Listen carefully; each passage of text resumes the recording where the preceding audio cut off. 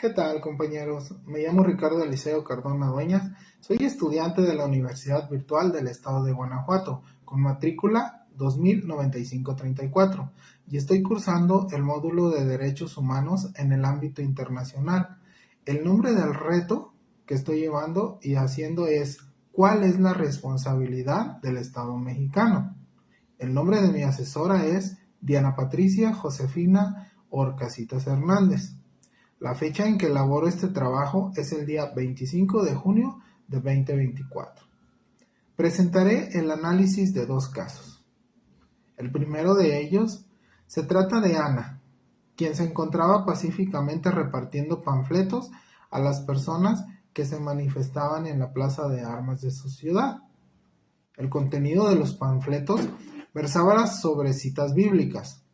Al enterarse de lo que hacía Ana, un policía decidió arrebatarle los panfletos y detenerla, argumentando que no era lugar para repartir ese tipo de información, pues alteraba el orden. Ana permaneció encerrada e incomunicada dentro de una patrulla durante 3 horas, hasta que la manifestación concluyó. Posteriormente, el policía la trasladó a Barandilla, donde recibió burlas y calificativos peyorativos por el personal de seguridad pública. Luego de un día detenida, la dejaron en libertad. Ana denunció el hecho ante la Fiscalía General del Estado, así como ante la Comisión Estatal de Derechos Humanos. Ambas instituciones omitieron el inicio de cualquier procedimiento, por lo cual Ana acudió a la Justicia Federal, donde resolvieron incompetencia para conocer del asunto. 2 años después, Ana presentó su caso ante la Corte Interamericana de Derechos Humanos. La pregunta importante aquí es, ¿consideras que existe responsabilidad por parte del Estado mexicano? Bien, responderé que hay elementos que pueden ser considerados por el Estado mexicano como una violación a los derechos de Ana. Estas son la violación del derecho en la libertad de expresión y de reunión pacífica, el derecho a no ser privado de libertad de manera arbitraria y la violación en el derecho a la integridad personal. La libertad de expresión y la reunión pacífica están protegidos por la Convención Americana sobre Derechos Humanos, a la que México es parte.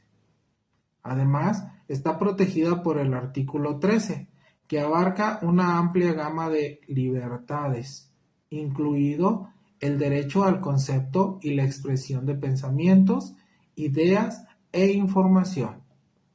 La detención de Ana por repartir panfletos con citas bíblicas en la plaza puede ser una violación de estas disposiciones. El artículo 7 establece que nadie debe ser detenido arbitrariamente y el artículo 5 garantiza que toda persona detenida debe ser tratada humanamente. La detención e incomunicación de Ana y los insultos lanzados en su contra son hechos arbitrarios y denigrantes respectivamente. En consecuencia, se puede afirmar que la falta de respuesta adecuada por parte de las autoridades estatales y federales mexicanas ante las denuncias de Ana implica una violación del derecho a la protección judicial, descrito en el artículo 25 de la CADH. Si Ana presentara el caso ante la Corte Interamericana de Derechos Humanos, se comprobaría si el Estado mexicano ha cumplido con las obligaciones fijadas por la CADH, si se determina que las acciones del policía y sus omisiones siguientes constituyen una violación de las leyes establecidas por la Convención, entonces se puede inferir la responsabilidad internacional del Estado mexicano. En el caso número 2, es que durante la pandemia por COVID-19, el gobernador de una entidad federativa publicó un decreto por medio del cual se declaraba obligatorio el confinamiento en el domicilio particular de los habitantes, en un horario de 18 horas a 9 horas. Asimismo, se preveía una multa de 1,500 pesos a quien infringiera esta disposición. De no contar con recursos para el pago de la multa, el decreto previó 36 horas de arresto. Andrés, un hombre de 34 años de edad en situación de calle, caminaba por la avenida principal de la ciudad a las 20 horas, cuando un militar lo vio, lo detuvo y lo presentó a la Secretaría de Seguridad Pública, donde le fue exigido el pago de la multa. Andrés argumentó no tener casa de habitación, familia ni dinero para pagar la multa. Como consecuencia, fue privado de la libertad durante 36 horas y boletinado, fotografía incluida en redes sociales como el primer detenido. Un sinvergüenza capaz de negar a su familia con tal de no pagar la multa. Derivado de lo anterior, fue localizado por una asociación civil, a través de la cual se planteó su caso en jurisdicción militar y ordinaria, hasta ponerse de conocimiento en la Corte Interamericana de Derechos Humanos. La pregunta, nuevamente, ¿consideras que existe responsabilidad por parte del Estado mexicano? Pues bien, como respuesta, aquí hay varias cuestiones de derechos humanos que pueden plantearse ante la Corte Interamericana de Derechos Humanos. La primera es el arresto y la multa de Andrés por desobedecer el toque de queda, lo que constituiría una violación del derecho a la libertad personal establecido en el artículo 7 de la Convención Americana sobre Derechos Humanos. Si se considera que es arbitrario, dada su vulnerabilidad como persona sin hogar en la calle.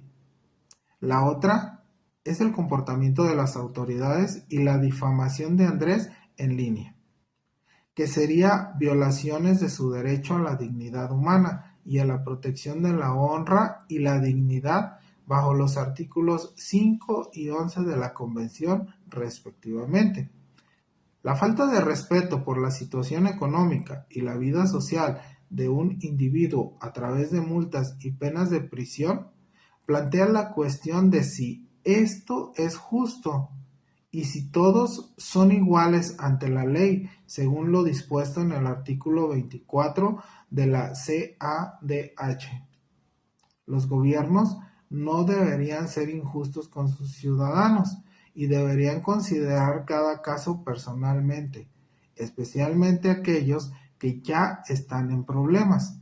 Además, si Andrés no pudiera luchar por sus derechos u obtener asistencia legal de alguien para quejarse de su arresto o malos tratos, esto sería una violación de la ley de la CADH. Esto puede constituir una violación del derecho a la protección previsto en el artículo 25 de la CADH. De ser presentados estos hechos ante la Corte Interamericana, se evaluará si las medidas tomadas por el país son proporcionadas y necesarias en el contexto de la pandemia y si se respetan los derechos humanos del señor Andrés. ¿Puede establecerse responsabilidad del Estado si se considera que las medidas adoptadas son excesivas o discriminatorias y no ofrecen garantías suficientes para proteger los derechos de las personas afectadas? Como resumen, basándome en los hechos presentados y los principios del derecho internacional de los derechos humanos, considero que hay argumentos sólidos para afirmar que existe responsabilidad por parte del Estado mexicano en ambos casos. Muchas gracias, este es mi trabajo.